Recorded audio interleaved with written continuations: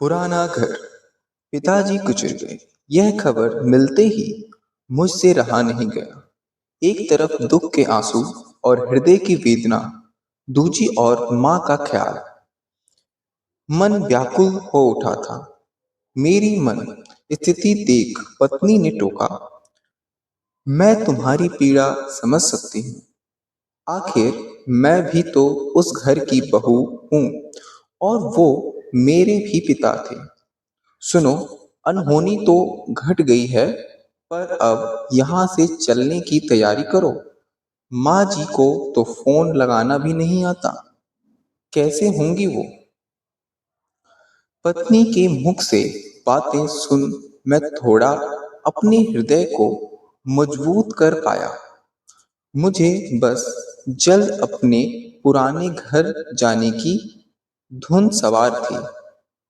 आनन फानन में मैंने जहाज का टिकट बुक करवाया। किसी तरह हमें जल्दी अपने प्रदेश लौटना था। एयरपोर्ट निकलने की आपाधापी थी। तभी चाचा जी का फोन आया। वे बोले, सुनो गुड्डू, कल मंगल है। भैया को प्रातःकाल गंगा घाट पर ही मुख अग्नि देंगे। तुम बहू और बेटे को लेकर किसी तरह रात तक आ पहुंचो। मैं बोले, चाचा माँ से बात करवाओ। वो बस सुन के फोन काट दिए। आखिर करते भी क्या। हम सकुशल जहाज पर जा पहुंचे। बेंगलोर से जहाज की कोई कमी नहीं है। यात्रा पूरी हो चुकी थी। पत्नी ने कहा, देखिए आ गए हम। मन खो गया था। मेरी मेरा पुरानी बातें में मैं सर पर दौड़ पड़ा। एयरपोर्ट से फिर टैक्सी कर हम आ गए अपने पुराने घर।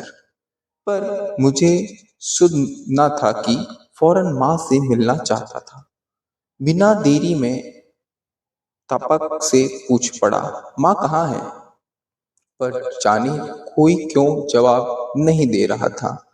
मैंने फिर चाचा जी से पूछा, माँ कहाँ है? वो अपना सर नीचे झुकाकर करुण स्वर में बोले, गुड्डू, भैया की आकस्मिक मृत्यु की पीड़ा भाभी सह न पाई।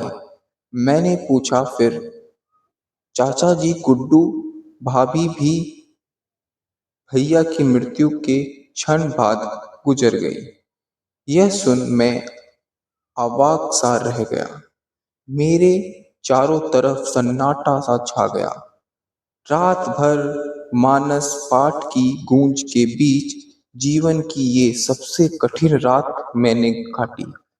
भोर होते ही समस्त रस्मों का सिलसिला शुरू हो गया। माँ और पिताजी के पृथ्वी शरीर को लेकर हम आ पहुँचे गंगा किनारे, जहाँ से दोनों की पुण्य आत्माओं को हमेशा के लिए विदा करना था। मंगल का दिन, पर मेरे जीवन में सब अमंगल हो गया था। कुछ देर के बाद माँ पिता दोनों ही पंचतत्व में विलीन हो चुके थे। वो सुंदर शरीर जिसने मेरा पालन पोषण किया, अब राख में तब्दील हो चुका था।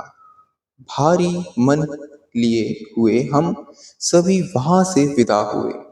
अपने पुराने घर के प्रांगण में प्रवेश करते ही मेरे मन और अधीर हो उठा। मेरे मन को भाप मेरी पत्नी ने भी मुझसे कुछ ना कहते हुए बेटे के साथ अलग कमरे में जा पहुंची। शायद वो जानती थी कि इस समय मुझे एकांत की जरूरत है। जीवन के पूरे 30 वर्षों के उपरांत में आज अपने पुराने घर में था। मैं कौन हूँ यह पुराना घर अच्छे से जानता था। लिहाजा ईंट और पत्थर का यह मकान, जो कभी मिट्टी का भी था, परंतु पिताजी ने अपने जीवन काल में इसे एक नया रूप दे दिया था। मेरा यह सुंदर घर आज मुझे दुलार रहा था। वह सारे मंजर जो मैंने यहाँ माता पिता और अन्य बड़े बुजुर्गों संग बिताए, मेरी आंखों के सामने अवतरित हो उठे थे। आज अपने अतीत की पुनरावृत्ति करने को मन आतुर हो चुका था। मेरे मन की आतुरता कुछ इस प्रकार थी कि पुराने घर के हर कोने, दरवाजे, अलमारियां, खिड़की छूने को जी कर रहा था। पुराने घर का मुआयना करते जहां भी दृष्टिपात होता, उस जगह पर गुजरा मेरा बचपन स्मृत हो उठता था। यूं ही विचारण करते मैं माँ पिताजी के कमरे में जा पहुंचा। कमरे में एक खूंटी जिस पर पिताजी का पुराना बैग टंगा हुआ था और साथ ही मैं उसका छाता भी नजरें दौड़ाई तो देखा माँ ने मेरे बचपन की सारी फोटो छोटे छोटे फ्रेम में कैद कर रखी थी। गजब की बात तो यह थी कि उस पर धूल का एक कण भी न था। शायद वो रोज अपने हाथों से साफ करती थी। एकटक मैं उस कमरे में उपस्थित समस्त वस्तुओं को देख रहा था और कमरा भी मुझे आज बड़े प्यार से निहार रहा था।